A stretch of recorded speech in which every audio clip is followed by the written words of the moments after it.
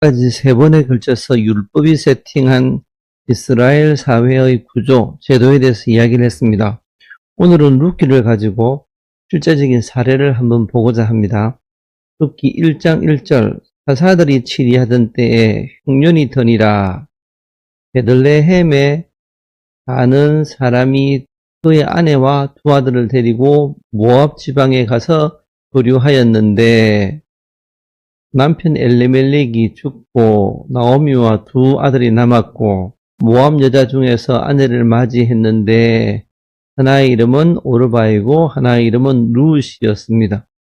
그리고 10여 년쯤 되었을 때 두 아들이 다 죽었습니다.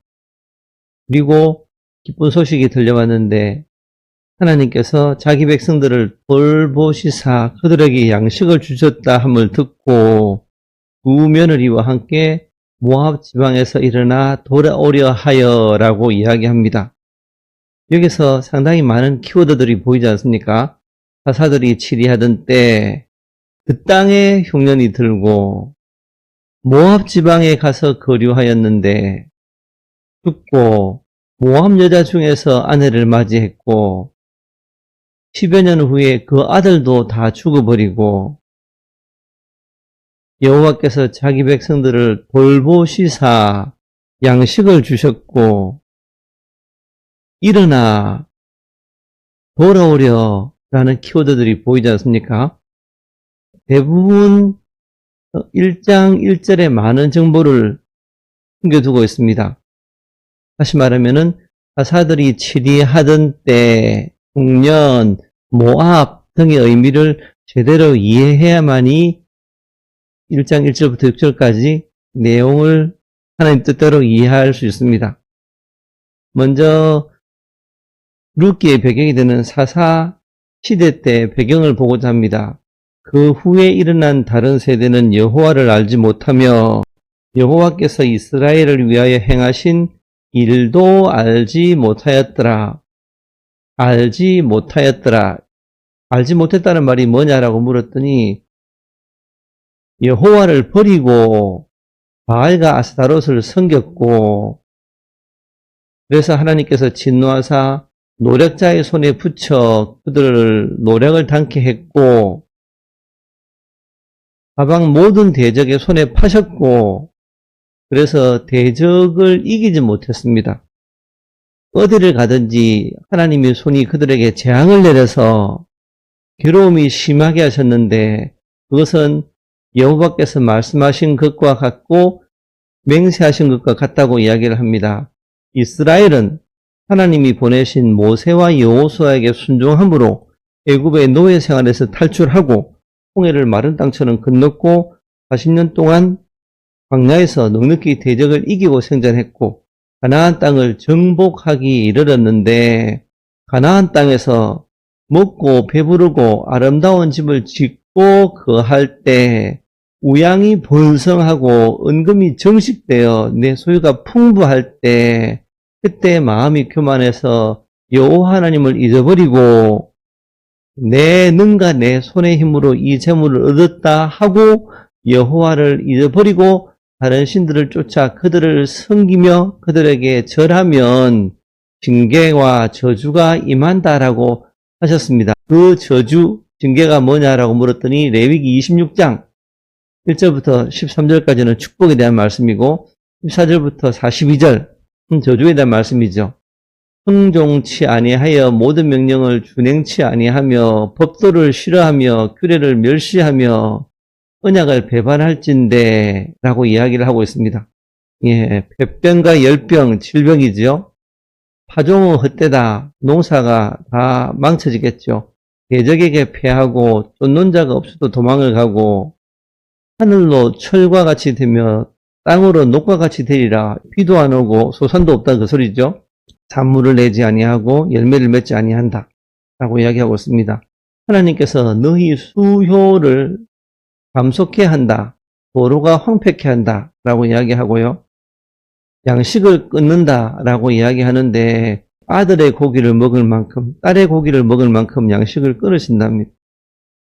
성읍이 황폐해지고 성수들이 황량케 되고 하나님께서 열방 중에 흩을 것이고 대적의 땅에 가서 거할 동안에 땅의 안식을 누릴 것이고 대적의 땅에서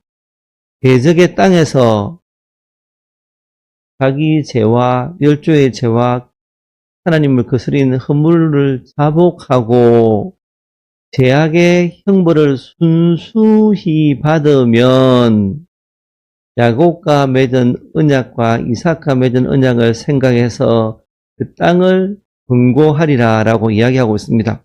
물론 신명기 28장에서도 유사한 저주에 대해서 설명을 하고 있습니다. 하나님께 회개하면 또는 죄악의 형벌을 순순히 받으면 땅을 건고한다 하셨지 않습니까? 인간이 알고 있는 모든 저주, 질병, 재난, 전쟁으로 인한 파괴, 종으로 끌려감, 노예로 끌려감, 그리고 굶주려 자식을 잡아먹은 배고픔, 가나안 땅, 하나님 나라에서 쫓겨남, 혹은 하나님의 징계와 저주를 피하기 위해 살기 위해 애굽 등 열방으로 도망을 가서 죽임을 당함 또는 종이됨.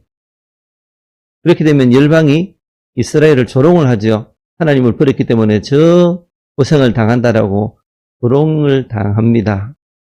이 말씀이 루키를 읽기 전에 기억을 해야 될 레위기, 신명기 말씀드립니다. 사사기 말씀이죠.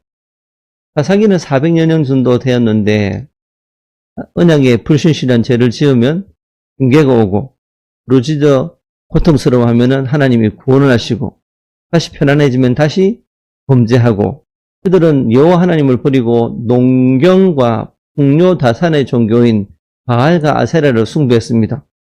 먹고 마시고 뛰어놀고 종교행위죠.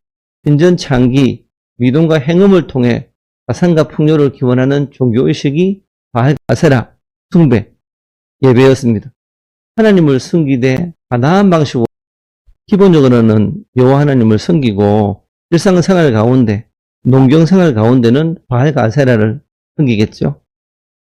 제사장의 타락, 레위인이 가정에 고용이 되고 미가 집안이 제사장을 고용을 해버리고 다한 지파 전체가 우상 숭배에 빠지게 되고 가나안 족속과 결혼으로 인해서 가정과 종교가 동시에 붕괴되고 사사들조차도 구원자조차도 영적 분별력을 상실하고 그런 상황입니다.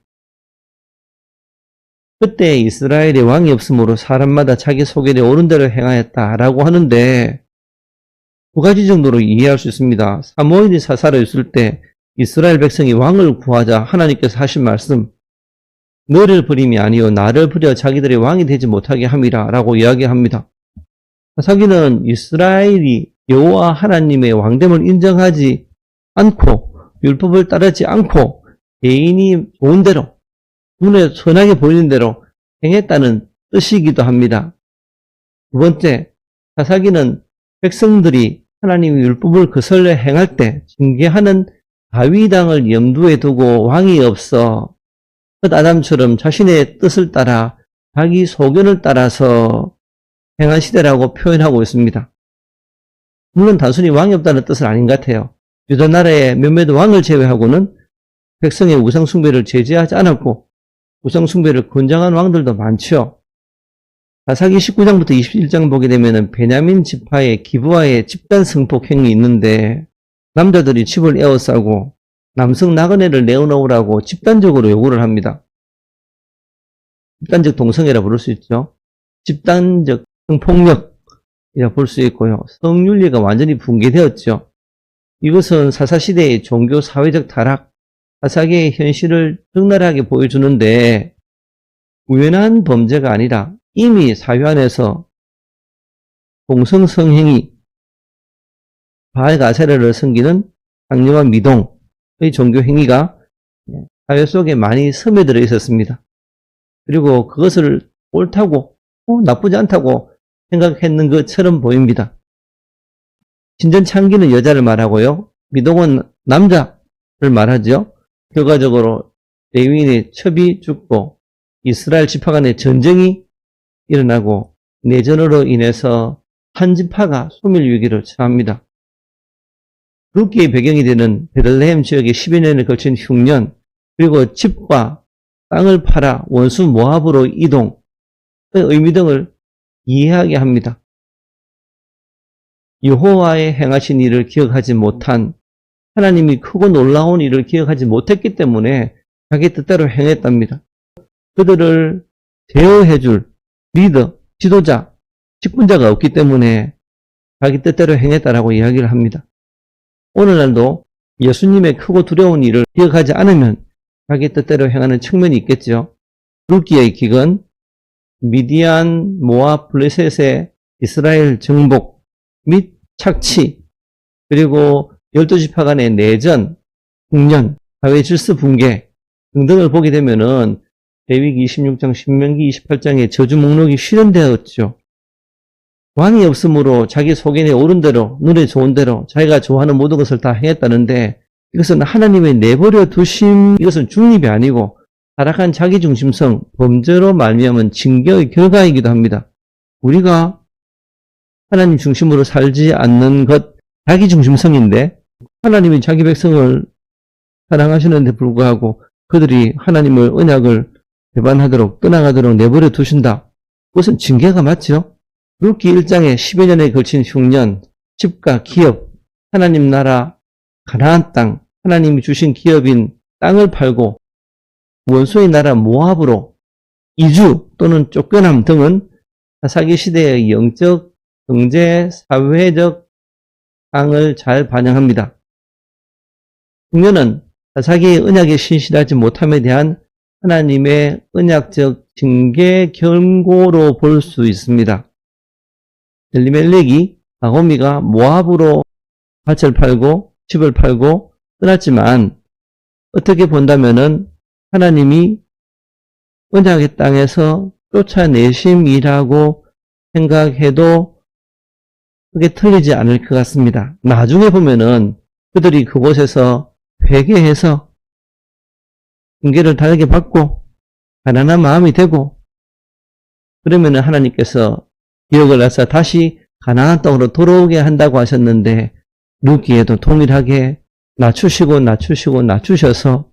자책을 하게 하고 스스로를 책망하게 하고, 그럴 때 하나님이 다시 가나안 땅으로 이끄시고, 그리고 팔아버렸던 땅과 기업을 회복하게 하시는 것이 룻기의 주 내용이지 않습니까?